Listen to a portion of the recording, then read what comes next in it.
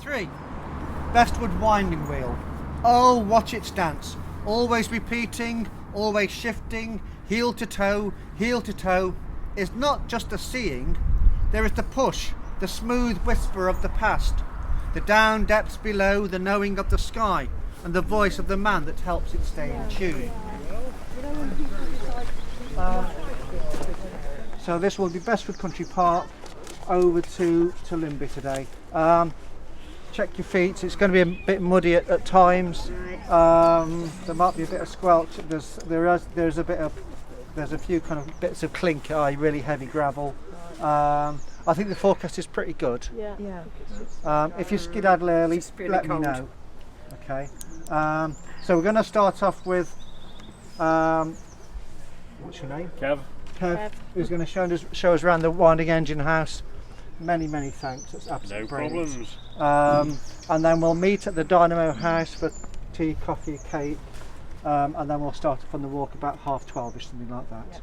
Okay. So, Kev. Right. We'll come in.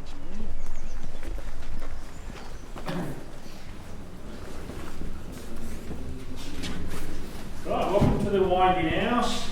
I'll just run through a bit of the history of the area, which will lead on to what you're going to see upstairs with the engine. As already been explained, that this area was part of Sherwood Forest. Most people seem to think it finishes up where the major oak is and the visitors centre. It used to extend right the way down here, and it was thick forest and it was good hunting. And because of the good hunting, if you know it up through the woods, is the Bestwood Hotel, Bestwood Lodge Hotel. On that area, there's been a hunting lodge up there since medieval times. And over the centuries, the bit that matters about this place was that one of the regular visitors up here for the hunting was King Charles II. And he used to come up regular and out in the forest hunting deer.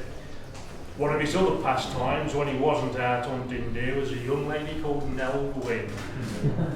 And although he had several mistresses and umpteen children, like I say, the one that matters here is that with Nell, he ended up with 2 children, James and Charles. James died at an early age, just before his 9th birthday, but Charles became a falconer to the king. But in those days, to be a falconer to any high-ranking person was great, but to be a falconer to the king was one of the top jobs in the country, sort of thing. But from the son Charles, it went through until the 10th Duke of St Albans, William Emilius Aubrey Weber Clare, built to his mates. He was 10th Duke, and he realised that the Willoughby family had done some mining over at Woolerton and built a big plush mansion up there, Woolerton Hall. So the 10th Duke decided he was going to have some of the same, so he got in touch with a couple of guys, John Carpenter and another guy, the Lancaster family, who was mining engineers. And they did some surveying around this area, decided it was going to be a good place to start. So in 1871 they started digging the first shaft, which is number 1 shaft, which we'll be having a look at as part of the tour.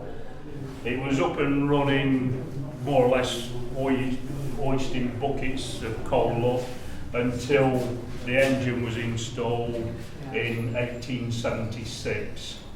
It's the only vertical steam engine you'll see on its original site, and the only other one you will see like this is up at the Beamish Museum in the North East.